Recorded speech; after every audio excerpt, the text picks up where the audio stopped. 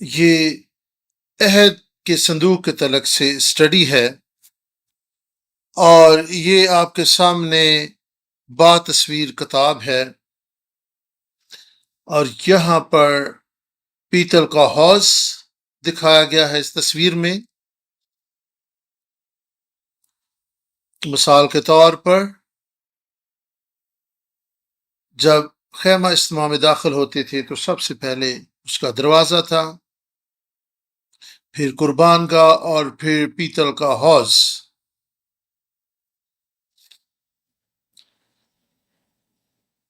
سب سے پہلے دروازہ، اور یہ جو مقدس تھا یہ اس طریقے سے اس کی تقسیم کی گئی تھی، اور سب سے آخر پہ پاک ترین مقام تھا، اور پھر پاک مقام، اور پھر پیتل کا حوض، اور مشرقی سمت میں مذبح ہوتا تھا۔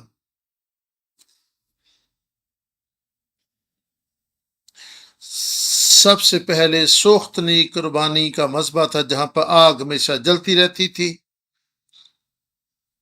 اور ہم یہ سیکھ چکے ہیں کہ سوختنی قربانی کا مذبح مسیح یسوع کی مصلوبیت کی تصویر پیش کرتا ہے، جس نے ہمارے لیے قربانی دی ہے۔ جو ہی ہم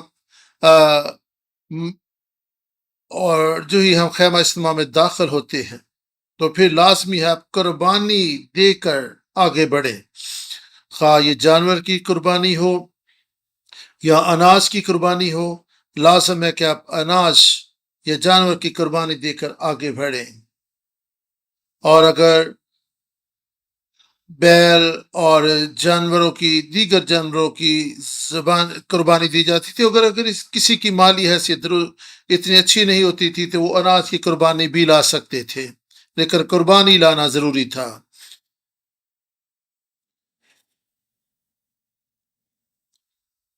جانور کو کاہن کے پاس لایا جاتا تھا، اور کاہن کہتا تھا کہ آپ اس جانور پر اپنے ہاتھ رکھیں۔ یہ کس بات کی علامت ہے؟ اس کا مطلب یہ ہوتا تھا کہ آپ نے اپنے گناہ اس جانور پر لا دیے ہیں۔ اس کا مطلب ہے کہ آپ کے گناہوں کے بدلے وہ جانور مارا جا رہا ہے۔ کاہن کیا کرتا تھا؟ اس کو ذبح کرتا تھا، اور کاہن اس جانور کے خون کو لیتا تھا، اور یہ پاک خون تصور ہوتا تھا، اور اس خون کو صرف کاہن جو تھا اپنے ہاتھوں میں لے سکتا تھا۔ کاہن خون لے کر مختلف چیزوں پر اس کا چھڑکاؤ کرتا تھا، وہ اس کی کھال اتارتا۔ ہر ہفتے یہ جانور ذبح کرنا، اس کے 6 حصے کرنے، اس کے سر کو الگ کرنا اور دیگر اعضاؤں کو الگ الگ کرنا، خون لینا اور خون کو مختلف چیزوں پر چھڑکاؤ کرنا، اور پھر باقی چیزوں کو کاہن باہر پھینک دیتا تھا، جو کہ مخصوص جگہ ہوتی تھی جہاں پہ گوبر اور دیگر چیزیں رکھی جاتی تھی۔ آپ گویا یہ بتا رہے ہوتے تھے کہ وہ جانور گویا میں ہی ہوں، اور اس جانور کو ذبح کر دیا جاتا اور پھر سے سوختنی قربانی کے طور پر جلایا جاتا تھا۔ یہ مسیح یسوع کی کفارہ بخش موت کی تصویر ہے۔ جب آپ ایسا کرتے ہیں، اس کے بعد کیا ہوتا تھا؟ ہاتھ رکھے جاتے تھے۔ پھاٹک سے داخل ہو کر آپ قربان گاہ سے آگے گزرتے تھے، اور آخر میں پاک ترین مقام، اور پاک مقام سے آگے پاک ترین مقام، اور پھر آپ آخر میں پاک ترین مقام میں داخل ہوتے تھے۔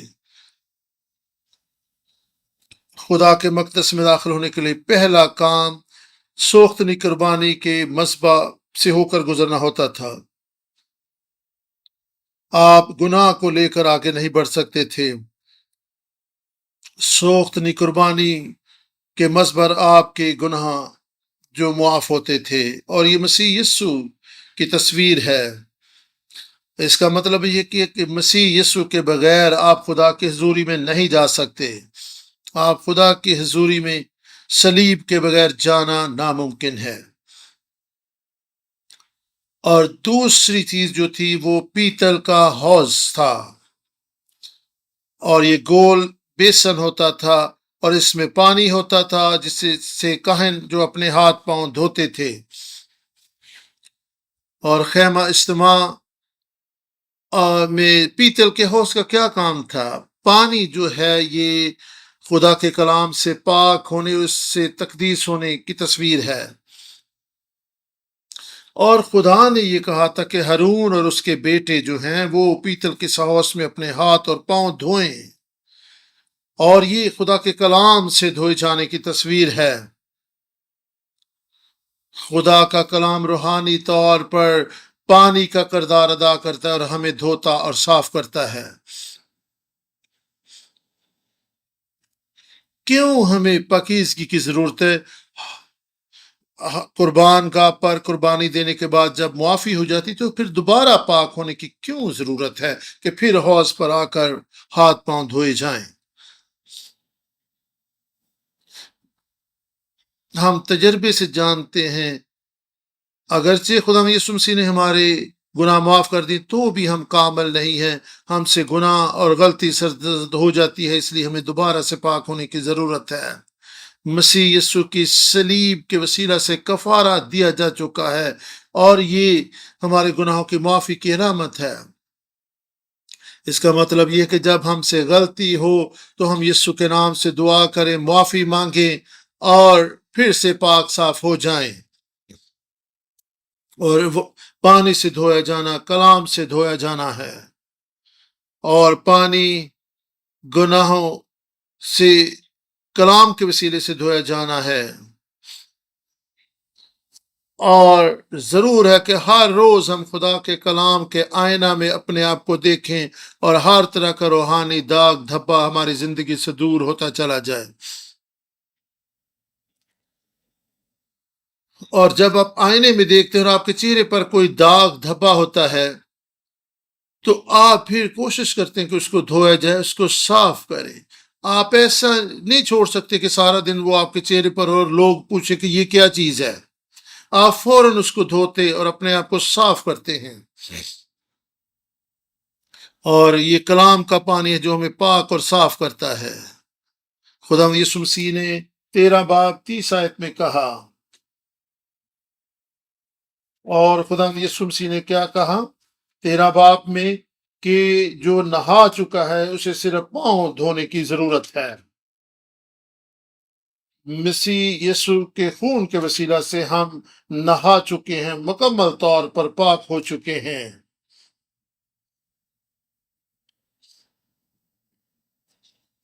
یسوع نے ہمیں دھو دیا ہے، یسوع نے ہمیں پاک کر دیا ہے، اور ہمیں اپنے پاؤں دھونے کی ضرورت ہے. اور یہ پانی جس سے ہم دھوتے ہیں خدا کا کلام ہے. خدا کا کلام ہمیں دھوتا اور صاف کرتا ہے. ہمیں ہر روز اپنے آپ کو پاک صاف کرنے کی، ہر روز مرہ کی بنیاد پر اپنے آپ کو دھوئیں، پاک صاف کریں. تیسری بات، اور پیتل کے حوض میں ہاتھ پاؤں دھونا ہمارے بپتسمے کی بھی علامت ہے جو ہم خدا کو قبول کرنے کے بعد لیتے ہیں. ہم پانی سے بپتسمہ لیتے ہیں، یہ حوض اس بات کی علامت ہے. اور ہم سب نے مسیح یسوع میں بپتسمہ لیا ہے، گویا ہم نے مسیح یسوع کو پہن لیا اور ہم اس کے ساتھ دفن ہو چکے ہیں.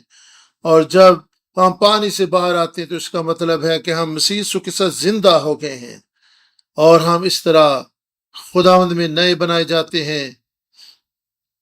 جب ہم قربان گاہ سے آگے گزرنے کے بعد ہم پیتل کے حوض کے پاس آ کر اپنے آپ کو دھوئیں، صاف کریں، اور یہ خدا کا کلام ہے جو ہمیں دھوتا اور پاک کرتا ہے.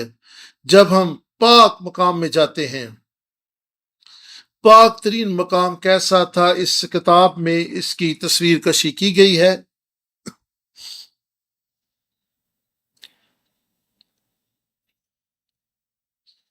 اور اور اس طرح گویا تختوں دیواریں جو تھی گویا اس کی گرد گویا سونے سے مڈی ہوئی دیواریں تھیں. 3 دیواریں تھیں اس کی. 3 دیواریں تھیں. اور پھر چھت کیسی تھی؟ اور یہ اس کو پردوں سے ڈھانپا گیا تھا.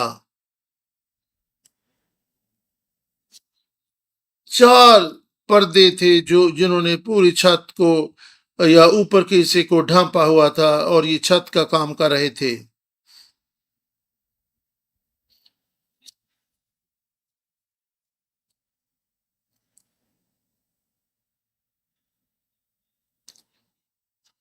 اور پھر اندرونی پردہ تھا.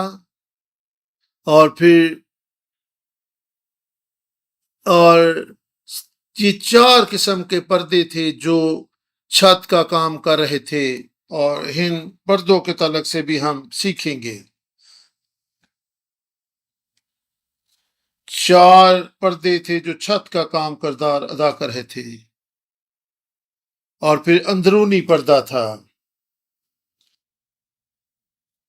اور کتان بٹے ہوئے کتان کے یہ پردے بنے ہوئے تھے. اور اس کے جو رنگ تھا آسمانی، کرمزی اور سرخ رنگ کے یہ بڑی کتان کے بٹے ہوئے پردے تھے. اور پھر کتان، بٹا ہوا کتان اور آسمانی، کرمزی اور سرخ رنگ کے یہ پردے تھے. اور یہ اندرونی پردہ ہمیں کیا سکھاتا ہے؟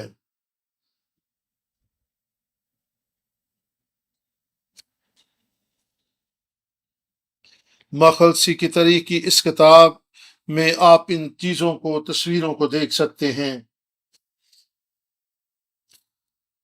آسمانی رنگ یہ آسمان کو بیان کرتا ہے. جب آپ دیکھیں تو پھر اندرونی جو پردہ تھا وہ آسمانی رنگ کا تھا. جب آپ اوپر دیکھیں تو آپ کو وہ نیلے رنگ کا پردہ نظر ہے جو آسمان کو پیش کرتا ہے.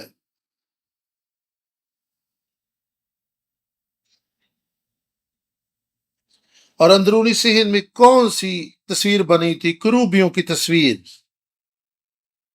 اور اسی وجہ یہ ہے کہ اندرونی آسمانی رنگ کا پردہ آسمان کو ظاہر کرتا ہے کیونکہ آسمان پر کروبی ہیں. پیدائش 3 باب 23 اور 24 آیت. جب خدا نے آدم اور ہوا کو باہر نکال دیا تو خدا نے شعلہ زن تلوار کے ساتھ کروبیوں کو وہاں پہ مقرر کر دیا تاکہ وہ حیات کے درخت تک رسائی حاصل نہ کر سکیں. سو اندرونی پردہ جو ہے نیلے رنگ کا، وہاں پر کروبی ہیں، یہ آسمان کو بیان کرتا ہے.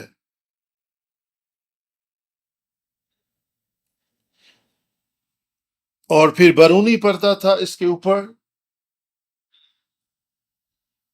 اور یہ بکری کی کھال کا پردہ بنا ہوا تھا.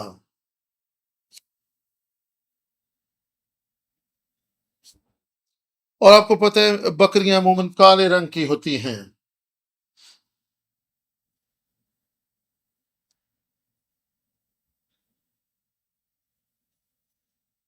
اور یہ بکری کی جو کھال ہوتی تھی یا بکری کے بال جو ہوتے تھے، اور اس سے بوریاں بھی بنائی جاتی تھی. اور آپ کو پتہ ہے کہ جو بوری نما کپڑا ہوتا ہے، بائبل مقدس میں کب آپ جو بوری یا آپ کہہ سکتے ہیں کہ سخت لباس پہنتے تھے، یہ توبہ کی علامت ہے. اور اس وقت پہنا جاتا تھا جب لوگ غم اور دکھ کی حالت میں ہوتے تھے تو وہ اس بوری نما کپڑے کو اپنے اوپر لیتے تھے اور وہ خاک اور راکھ میں بیٹھتے تھے اور توبہ کرتے تھے. اور یہ ٹاٹ نما کپڑا ہوتا تھا. اور یہ گہرے دکھ اور غم کا اظہار ہوتا تھا. لوگ اس ٹاٹ نما کپڑے کو پہنتے تھے جو کہ بکری کی کھال سے بنایا جاتا تھا اور یہ عموماً کالے رنگ کا ہوتا تھا. اور اسی طریقے سے یہ پردہ بھی ایسے ہی تھا، یہ ٹاٹ نما بنا ہوا تھا بکری کے بالوں سے. میتھیو 11 باب 21 آیت کو اگر آپ دیکھیں، اور 11 باب 21 آیت میں بھی یہاں پہ خاک اور راکھ میں بیٹھ کر توبہ کرنے کا ذکر کیا گیا ہے۔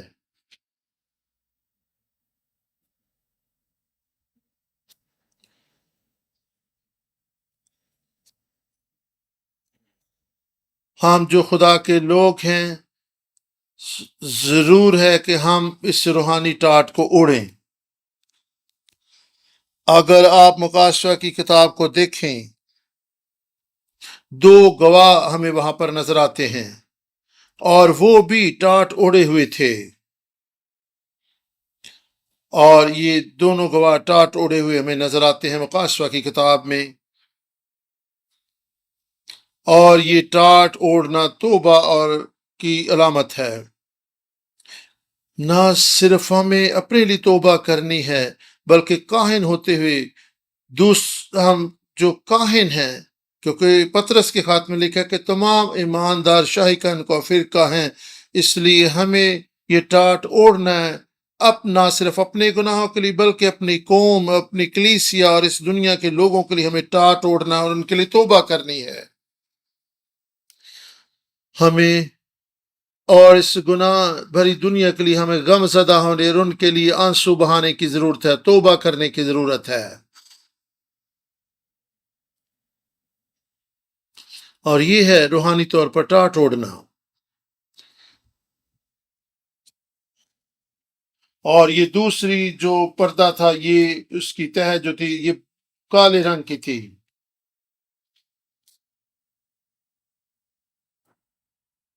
اور پھر سرخ رنگ کا کپڑا تھا، سرخ رنگ کا پردہ تھا۔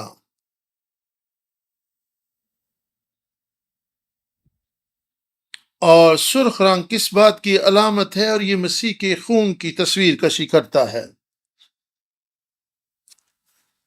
اور جب ہم اپنے گناہوں سے توبہ کرتے ہیں، جس طرح کہ سیاہ کپڑا پردہ جو ہے، جب ہم توبہ کرتے ہیں تو مسیح کا خون ہمیں ڈھانپ لیتا ہے۔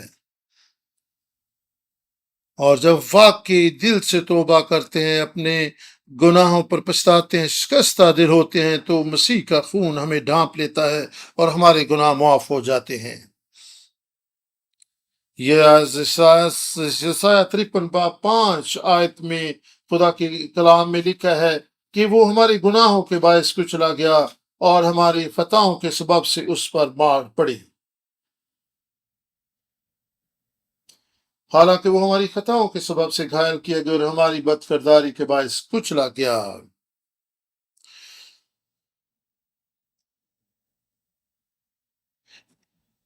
کون سی چیز ہمارے گناہوں کا کفارہ دیتی ہے؟ وہ مسیح یسوع کا خون ہے، کیونکہ یسوع کا خون زندگی بخشتا ہے۔ خون ہی میں کفارہ دینے کی قوت ہے، کیونکہ خون میں زندگی ہے۔ یہ خون ہی ہے جو ہمارے لیے کفارے کا کام کرتا ہے، اور ہر جاندار کی جان جو ہے وہ خون میں ہوتی ہے۔ اور پھر ایک اور پردہ تھا، اور پھر کرمزی رنگ کا بھی ایک پردہ تھا۔ کس چیز کا یہ بنا ہوتا تھا؟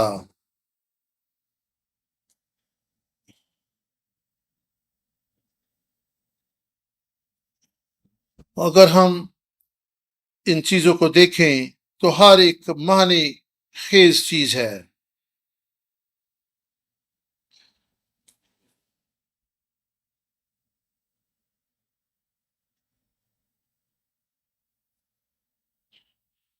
ہر ایک چیز اپنے اندر ایک گہرے معنی اور مفہوم رکھتی ہے۔ ہم خدا کے کلام سے تازگی پاتے ہیں، خوشی پاتے ہیں، برکت پاتے ہیں۔ کرمزی رنگ جو ہے، اور اہم نکتہ یہ ہے کہ پانی اس پردے پر اثر انداز نہیں ہو سکتا تھا، اور یہ آخری پردہ جو تھا یہ واٹر پروف تھا، اس پر پانی کا اثر نہیں ہو سکتا تھا، اور غالباً یہ بہت زیادہ گہرا اور موٹا ہوگا اور اس کی موٹائی زیادہ ہوگی. یہ مضبوط قسم کا پردہ تھا تاکہ کسی بھی طرح کا طوفان اور بارش ہوا اس پر اثر انداز نہ ہو سکے، تاکہ پانی اس میں سرایت نہ کر سکے.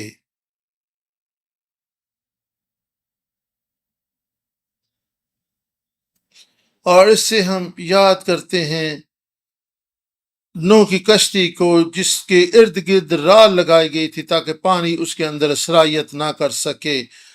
اور رال کے لیے عبرانی لفظ کوپیر ہے. اس کا مطلب ہے ڈھانپنا، چھپانا.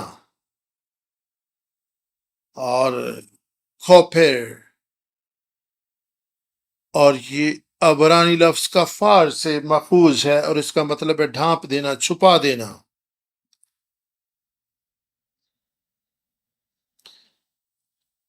اور جس طرح رال نے کشتی کو چھپا لیا تھا تاکہ پانی اس پر اثر انداز نہ ہو، اور اس طریقے سے پاک مقدس کو، خیمہ اجتماع کو بھی یہ پردہ ڈھانپے ہوئے تاکہ باہر کا موسم اور بارش اس پر اثر انداز نہ ہو سکے.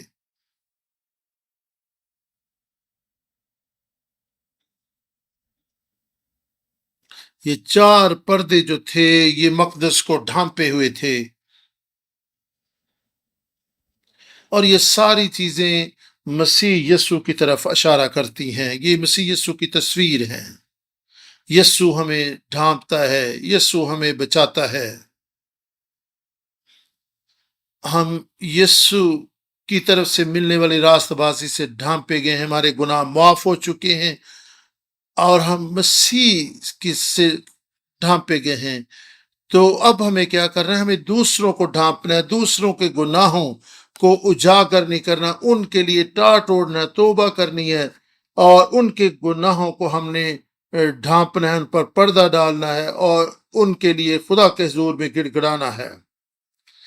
اور بہت سے لوگ دوسروں کے گناہوں کو جو ہے وہ دوسروں کے سامنے بیان کرتے ہیں اور ان کے گناہوں کو بے پردہ کرتے ہیں. ہمیں بے پردہ نہیں کرنا بلکہ ان کے گناہوں پر پردہ ڈالنا ہے، کیونکہ محبت دوسروں کے گناہوں پر پردہ ڈالتی ہے. اور یہی ایک مسیحی کا کردار اور طرز زندگی ہونی چاہیے کہ وہ دوسروں کو رسوا نہ کرے بلکہ ان کے لیے دعا کرنے والا ہو. امثال 10 باب 12 آیت کو ہم دیکھیں گے. 10 باب 12 آیت میں خدا کے کلام میں اس طرح سے لکھا ہے. امثال 10 باب 12 آیت: عداوت جھگڑے پیدا کرتی ہے لیکن محبت سب خطاؤں کو ڈھانپ دیتی ہے. آمین. کون سی چیز ڈھانپتی ہے خطاؤں کو؟ محبت.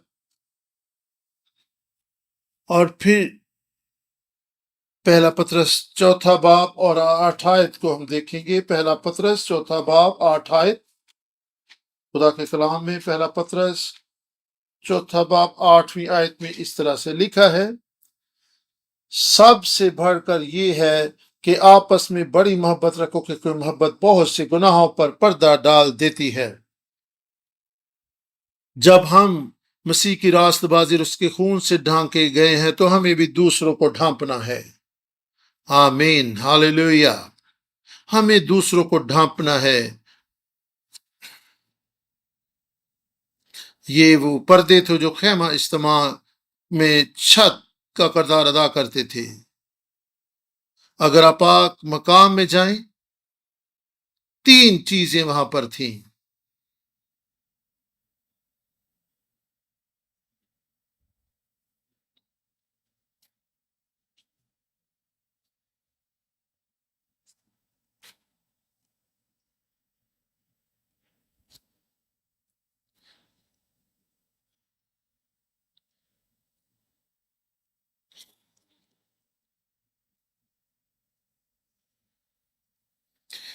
اس با تصویر کتاب میں آپ ان ساری چیزوں کو تفصیل سے دیکھ سکتے ہیں. پردے، صحن، اور یہ آپ کے سامنے جب آپ اور 3 چیزیں داخل ہوتے ہوئے آپ کو 3 چیزیں وہ آپ کو نظر آئیں گی.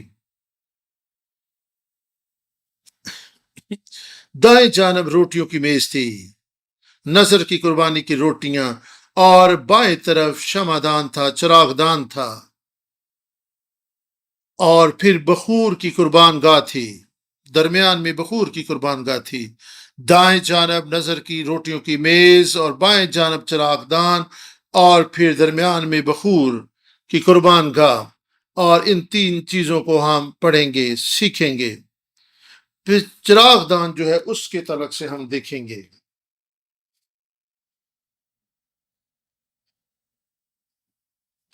और चिरागदान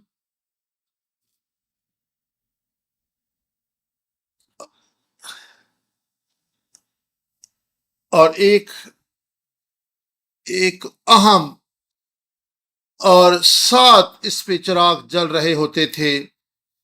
7 शाखें थी और इस पे 7 चिरागदान जल रहे होते थे, और ये खालिस सोने का बनाया गया था। और 7 चिराग थे, और खुदावंद यीशु मसीह की ये तस्वीर कशी है,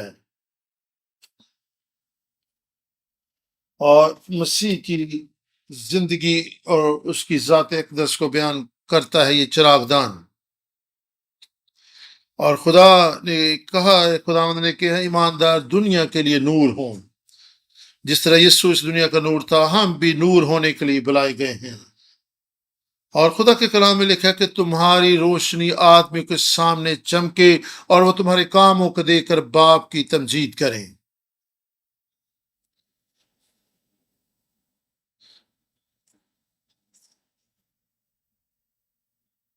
और खुदा ये चाहता था कि चिराग जलता रहे, और उसके लिए तेल की जरूरत होती, और खालिस जैतून का तेल उस चिरागदान को रोशन करने के लिए उसमें डाला जाता था। और उसके ऊपर जो बत्तियां होती थी उनकी भी काट छांट की जाती थी। और ये काहिन की जिम्मेदारी थी कि वो उस चिरागदान का ख्याल रखे, और उसके गुलदान को भी देखता रहे, और उसकी सारी चीजों का ख्याल रखे। और खुदा ने ये कहा था कि 24 घंटे मुसलसल चिरागदान जलता रहे।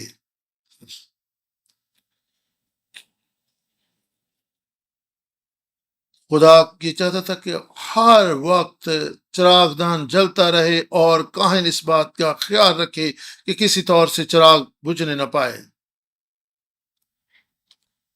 हम इस दुनिया के नूर हैं।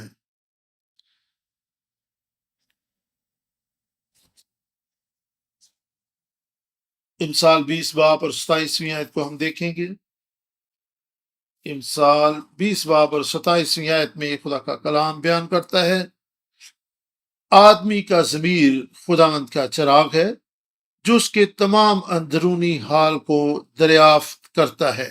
इमसाल 20 बाब 27वीं आयत, आदमी का ज़मीर खुदावंद का चिराग है, जो उसके तमाम अंदरूनी हाल को दरियाफ्त करता है। आमीन। ये और आदमी का ज़मीर, उसकी रूह जो है, ये खुदावंद का चिराग है।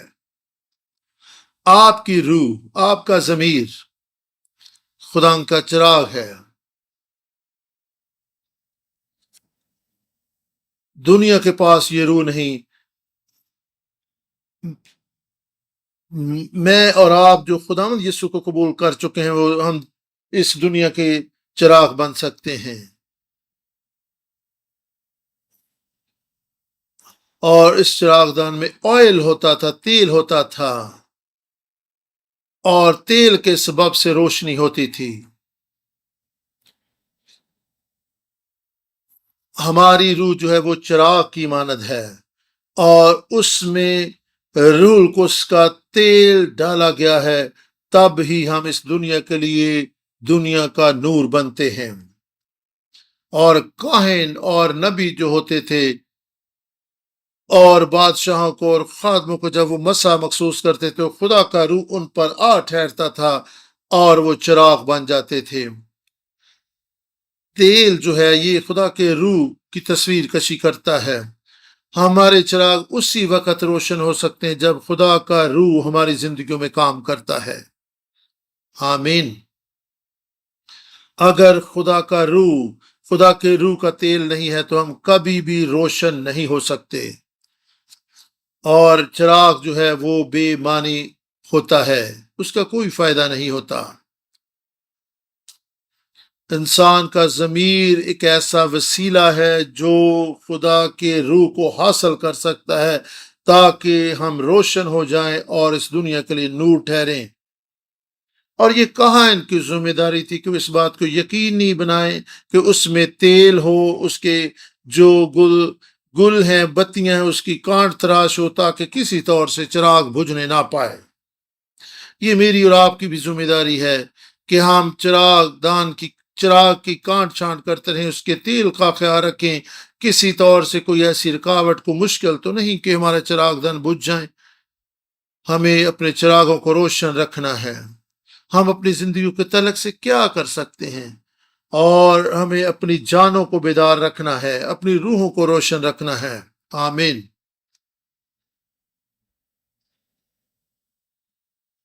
سونے کا چراغ دان وہاں پر تھا، اور اس چراغ دان کی ذمہ داری تھی کہ وہ روشنی دے، اور روٹیوں کی جو میز تھی اس کے سامنے یہ چراغ دان پڑا ہوا تھا تاکہ چراغ کی روشنی جو ہے وہ نظر کی روٹیوں پر پڑتی رہے، اور چراغ دان کی جو حجم تھا اس کے تعلق سے خدا نے واضح بتا دیا تھا، اور میز کی روٹیوں کے تعلق سے بھی واضح بتایا گیا تھا۔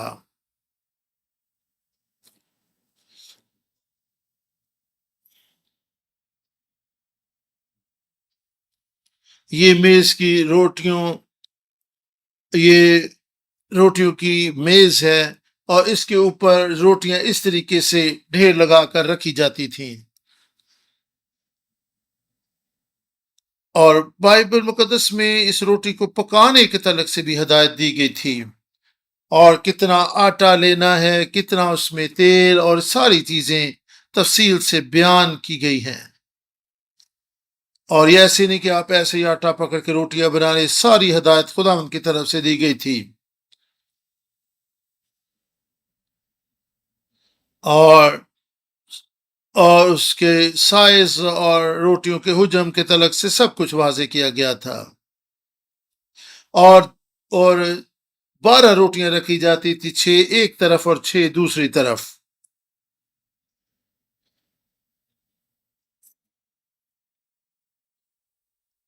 اور پھر ہر سبت کے دن کاہن نئی روٹیاں وہاں پر لا رکھتا تھا، اور پرانی روٹیاں وہاں سے اٹھا لی جاتی تھی، اور ہر اتوار پاسبان جو ہے خدا کا تازہ کلام، تازہ روٹی کلیسیا کے پاس لے کر آتے ہیں، اور یہ تازہ خدا کا کلام جو ہے یہ روٹی کی مانند ہے۔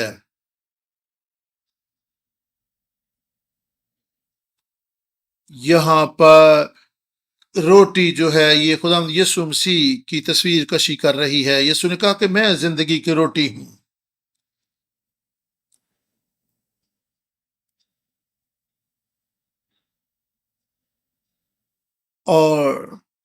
اور خدا نے کہا تھا کہ روٹیاں جو ہیں وہ مسلسل میز پر رکھی جائیں، اور اس کا مطلب یہ ہے کہ خدا کا کلام مسلسل ہمیں تقویت دیتا رہے، یہ ہماری زندگی کا حصہ بنتا رہے۔ 12 روٹیاں جو رکھی جاتی تھیں، اور یہ بنی اسرائیل کے 12 قبیلوں کی بھی تصویر کشی کرتی ہیں۔ نئے عہد نامہ میں کلیسیا جو ہے، ہم نئے اسرائیل ہیں، ہم وعدہ شدہ اسرائیل ہیں جو ابراہیم کی نسل سے ہیں، اور 12 روٹیاں چراغ دان کے سامنے ہوتی تھی، اور اس کی روشنی ان روٹیوں پر پڑتی تھی۔ ضروری ہے کہ ہم چراغ دان کے سامنے موجود رہیں، ہمیں شفاف زندگی بسر کرنی ہے، روشنی کے سامنے رہنا ہے، تاکہ کوئی طریقی کوئی داغ دھبا ہماری زندگی میں نہ رہے۔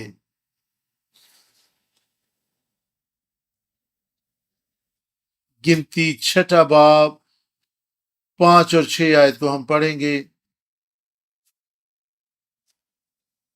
اور یہ پرانے عہد نامہ میں کلمات برکات ہیں، اور کاہن جو تھا اس طریقے سے بنی اسرائیل کو برکت دیتا تھا۔ گنتی 6 باب 24، 25 اور 26 آیت۔ خداوند تجھے برکت دے اور تجھے محفوظ رکھے، خداوند اپنا چہرہ تجھ پر جلوہ گر فرمائے اور تجھ پر مہربان رہے، خداوند اپنا چہرہ تیری طرف متوجہ کرے اور تجھے سلامتی بخشے۔ اور پھر بخور کی قربان گاہ تھی۔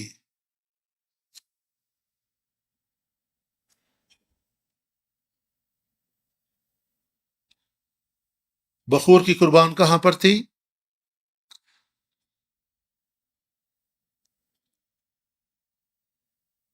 پاک ترین اور پاک مقام کے درمیان جو پردہ تھا اس کے سامنے بخور کی قربان گاہ تھی۔ اس تصویر میں بھی ہم دیکھ سکتے ہیں کہ بخور کی قربان گاہ کہاں پر تھی، اور یہ بخور کی قربان گاہ کی تصویر آپ کو دکھائی جا رہی ہے، اور یہ قربان گاہ تھی اور اس کے اوپر بخور دان تھا، اور اس میں بخور جلتا تھا اور خوشبو ہر سمت میں پھیلتی تھی۔ اور کفارہ کے دن جب کاہن پاک ترین مقام میں جاتے تھے تو یہ بخور اپنے ساتھ لے کر جاتے تھے، تاکہ اس بخور دان سے دھواں نکلے، خوشبو وہاں پر پھیل جائے۔ اور جب عہد کے صندوق تک پہنچتے تھے تو اگر کاہن کی زندگی میں کوئی گناہ ہوتا تو وہ وہیں مر جاتا تھا۔ اور یہ ہے بخور دان۔ اس کا کیا معنی ہے؟ بخور دان، بخور کی قربان گاہ، یہ بخور کیا تھا؟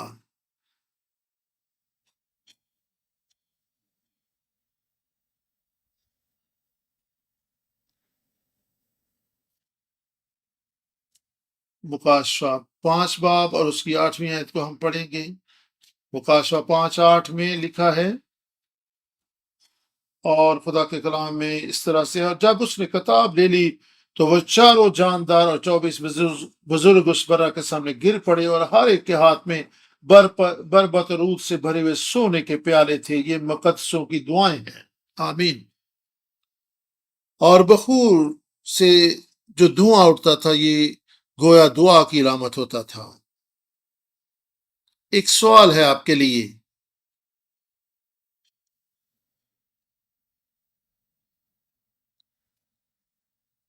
یہ پاک اور مقام کے باہر بالکل سامنے یہ بخور دان ہوتا تھا۔ عبرانیوں 9 باب کی 3 اور 4 آیت کو ہم پڑھیں گے۔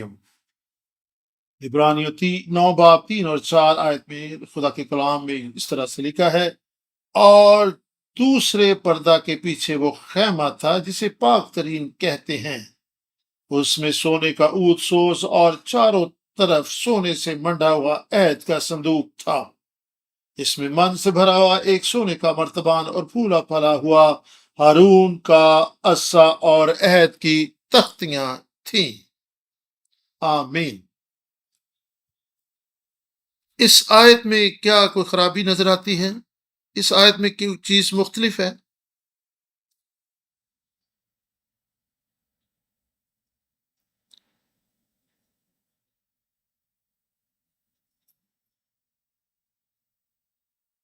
اور چراغ دان، اور پھر لکھا ہے کہ چراغ دان اندر تھا۔ یہاں پر کیا فرق ہے کہ یہاں پر لکھا گیا کہ چراغ دان اندر تھا، پاک مقام میں تھا۔ کیا بائبل مقدس میں کوئی غلطی ہو سکتی ہے؟ بائبل مقدس خدا کا لا خطا کلام ہے۔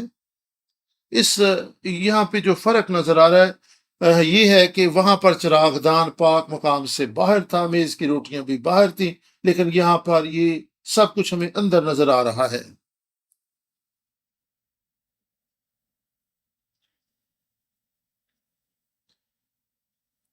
اور مسیح کے مرنے کے بعد یہاں پر،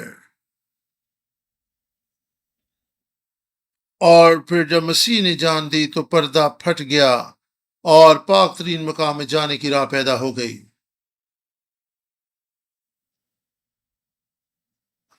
سردار کاہن کے تعلق سے بتانا چاہوں گا، جب سردار کاہن اندر جاتا تھا پاک ترین مقام میں کفارہ کے دن اندر جاتا تھا تو بخور اپنے ساتھ لے کر جاتا تھا، بخور دان اس کے ہاتھ میں ہوتا تھا، اور ایک دن بخور دان اندر جاتا تھا، سال میں ایک دفعہ بخور دان، چاہے بخور دان باہر تھا لیکن اس کا کام اندر سے تھا، یہ اندر اس کا کام ہوتا تھا، لیکن یہ سال میں ایک دفعہ اندر جاتا تھا۔ ہم یہاں سے کیا سیکھتے ہیں؟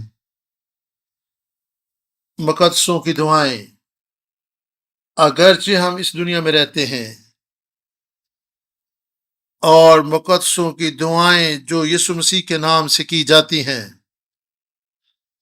ہماری دعائیں، آپ کی دعائیں، اور پاک ترین مقام میں وہ پہنچتی ہیں، اور ہم اس دنیا میں رہتے ہوئے بھی پاک ترین مقام میں اپنی دعاؤں کے وسیلہ سے داخل ہو سکتے ہیں، اور یہ ہے دعا کی قوت۔ کیا آپ اس بات پر ایمان رکھتے ہیں؟ جب ہم یسوع کے نام سے دعا کرتے ہیں، ہماری دعائیں پاک ترین مقام میں داخل ہو جاتی ہیں، خدا کے فضل کے تخت تک ان دعاؤں کی رسائی ہوتی ہے۔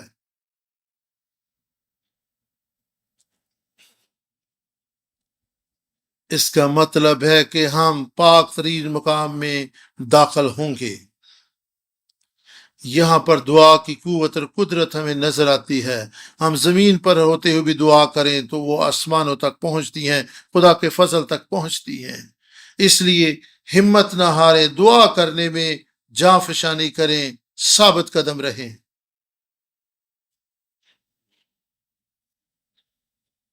جب سردار کاہن چراغ دان اور کی دیکھ بھال کے لیے اندر آتا تھا، اور وہ نظر کی روٹیوں کی میز پر روٹیاں بدلتا تھا، تو یہ ساری چیزیں وہاں پر ہمیں دیکھنے کو ملتی ہیں۔ خداوند آپ کو برکت دے۔